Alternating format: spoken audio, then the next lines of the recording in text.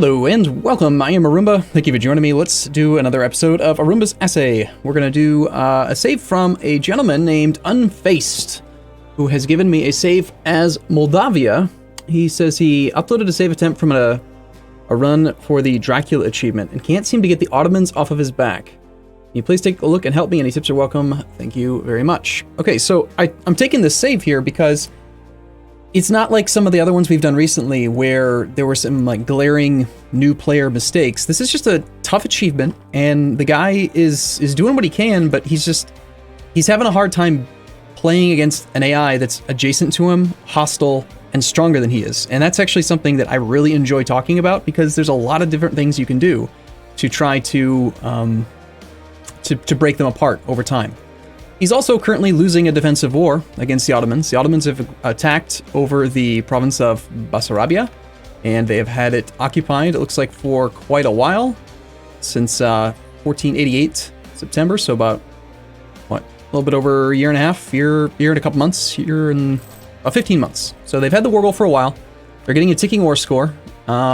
We have larger relative strength of the alliance, but we're going to have to talk about ally choice and also how these numbers kind of need to be modified by player perception.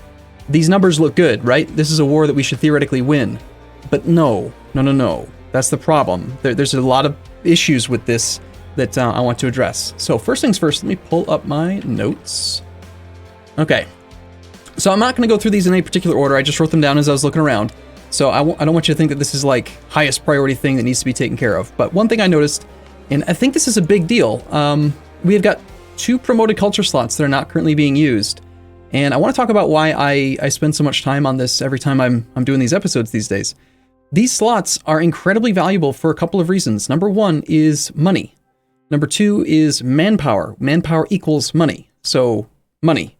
And number 3 is unrest reduction. And you might wonder, like, well, hold on, how does it reduce unrest? Like, it's not really that big of a deal if it's an accepted culture or not, right?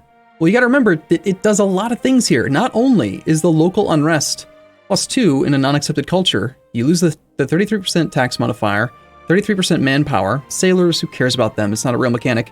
Missionary strength is also a problem. But the thing I think a lot of players forget is that when you accept a culture, the base time that it takes to core a province of that culture is reduced from 36 base months to 18 base months.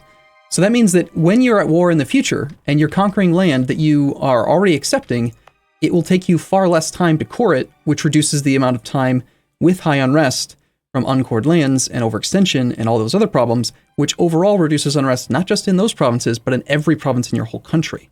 So there's a lot of advantages to it. I want to talk about why, in this case, it just is complete no-brainer to accept these cultures. We currently accept, if we look at accepted cultures, only our starting culture of Romanian. We have conquered a bunch of Ruthenian, and we're starting to conquer into Crimean, but as we continue to expand, we will take more Ruthenian land, and we will take more Crimean land.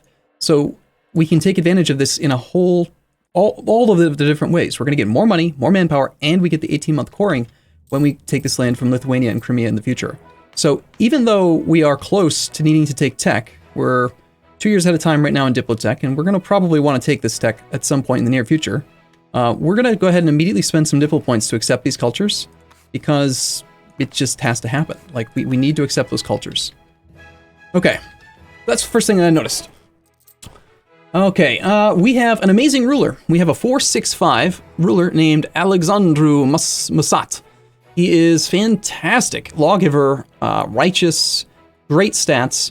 And I want to talk about, not only are these stats really, really great, but this is something to be aware of if you have all of the DLC, which I believe this player does. There's no notice or no information about which DLCs he's lacking, so I'm just going to assume he has all of them.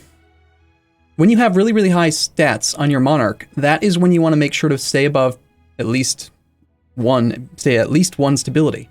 In order to generate prosperity in your states, you have to have positive stability, and the amount of prosperity you gain is tied to the total monarch points of your current ruler. Every single monarch point that you have is a 5% chance per month that you gain 1 prosperity. So if you have a perfect ruler, 666, that would be 6 plus 6 plus 6 times 5%. That's a 90% monthly chance of gaining 1 point of prosperity. meaning that it will take you, on average, 100 over 90 equals an average of 100 over 90, 100 months, 100% that it needs to grow divided by a 0.9% chance. Yeah, so 111 months, which is going to be just about 12 years, or sorry, 10 years, 9.5 years in order to get your prosperity up to 100%. Prosperity is one of those things that is just incredibly powerful over time. The extra local goods produced gives you more production income, and it also increases your trade income. And then also the monthly autonomy change just allows you to have more control over your country and take more clicks on events and just general have a lot more income. So already we're making more money. I took a snapshot of the income a second ago before we started, and we were at negative 0.31, and now we're making 0.43. It's only 0.7 ducats a month, but that's just from accepting the cultures. Okay. So, need more income to contest Ottoman strength. We need to consider doing development. I was looking at our opportunities for expansion, and unfortunately, we are kind of in a hard spot right now. We've got the Ottomans to our south, which is the main thing we've got to try to beat, right? So we can't expand into him until we're strong enough to actually beat him. How can we expand away from him then in order to increase income so that we can beat him? Well, we could attack Poland or Lithuania, but they are pretty strong. So that's kind of a bad option. We could attack Crimea, which is the glaring opportunity for me right now. We have 2 diplomats free. We are currently not fabricating a claim on Crimea, even though he's behind on tech. He has no allies. He has a level 1 capital fort, and that's probably his entire army. So that is a no-brainer. We should definitely be spying on Mr. Crimea. At the same time, since we're barely making any trade income, I'm going to switch over to hostile trading for the extra spy network construction speed, because I am thinking we're going to probably need to go into an offensive war in order to survive. Or yeah, that's right. We're going to go offensive in order to be defensive. Sometimes the best defense is a strong offense. So when I say that, here's the reason why. When you're in an offensive war and not trying to take back your own lands, you are looting, and you are also going to potentially be able to hide your army. Right now, we don't have access through Crimea. If we ask for access in order to try to run our army away from the Ottoman stack, then the Ottomans get access too. But if we declare on Crimea, we have access implicitly because we're at war with Crimea, but the Ottomans don't. Now granted, Crimea is probably going to be willing to grant access to the Ottomans, but because the Ottomans don't see them as a participant in the war, they won't really try to chase our army because they just kind of ignore it like it doesn't exist. So it's possible we can hide our army by being in an offensive war, and then also we get to loot and take new land, and let's just say we lose this war, oh well, we're going to gain new land, and we'll expand away from the Ottomans and try to get stronger in that way. All right, next thing I noted was we need to remember to switch our focus from admin points to military points as soon as we can in September of 97.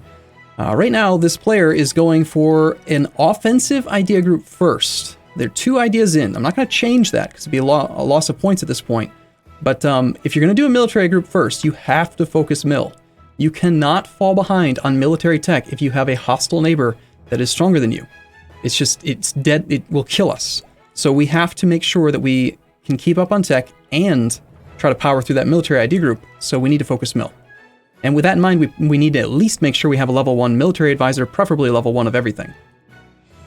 All right, next was we have a decent shock leader, but we don't have any cav, and we have access to the Cossacks. So I know I have kind of ragged on cav in the last few episodes of the Assay series, but the thing is, I've never said cav are awful and you shouldn't have any. We should have at least like 2, ideally 4 if we could afford it.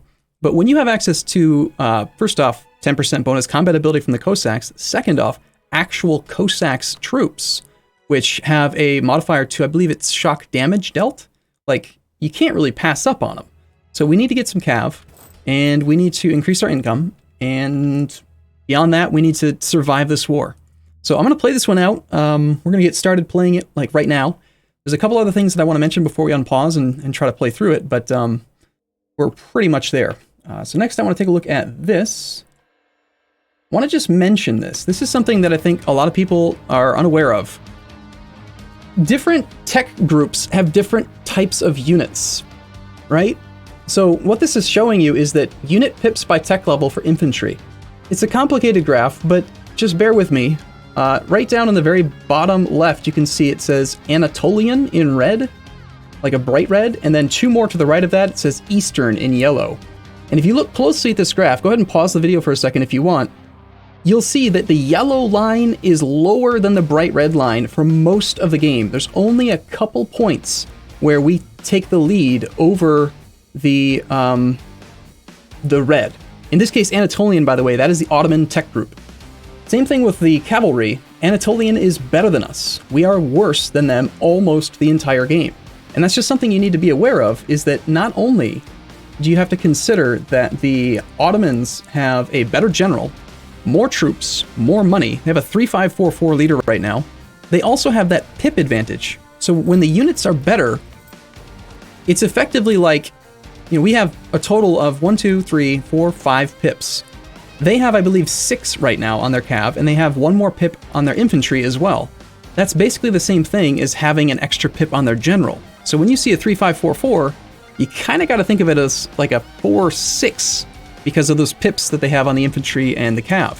Now, everyone shares the same cannons, so you never have to worry about that, but it's just one of those weird mechanics that it's kind of designed to make countries kind of ebb and flow and get stronger and weaker at certain times in the game based on having a pip advantage on their infantry or cav, but I just think it's easy to forget about and not realize that that might be why you're losing.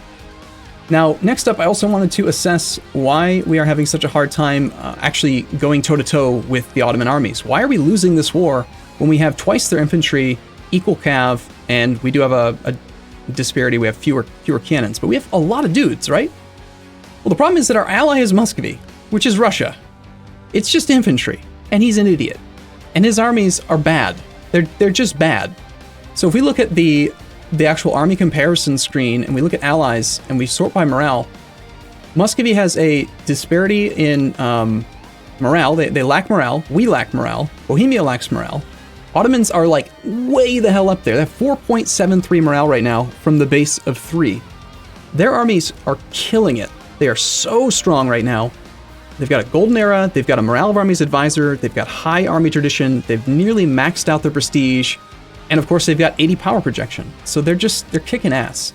And Muscovy's a bad ally. Long-term, Muscovy is going to be not someone we want to stay friends with because of a couple things. Number one, they want the same land we do. And number two, they're going to end up having nothing but infantry and just be cannon fodder like the AI always does. So just be aware that this ally and these numbers are not really as strong as they look. All right. 2 last things and then we can start playing. We need to consider going over the relationship limit to protect ourselves. I would rather fall behind on Diplotech and not die than die. So currently we have 3 out of 4 relations. We've maxed out those opinions. But I was looking at who would ally us. It's hard to do when you're at war because everyone has negative 1,000 reasons. But basically, if they are less than negative 1,000, like negative 999, then these are people who would potentially ally us. I would snap pick an alliance with Bosnia and Serbia.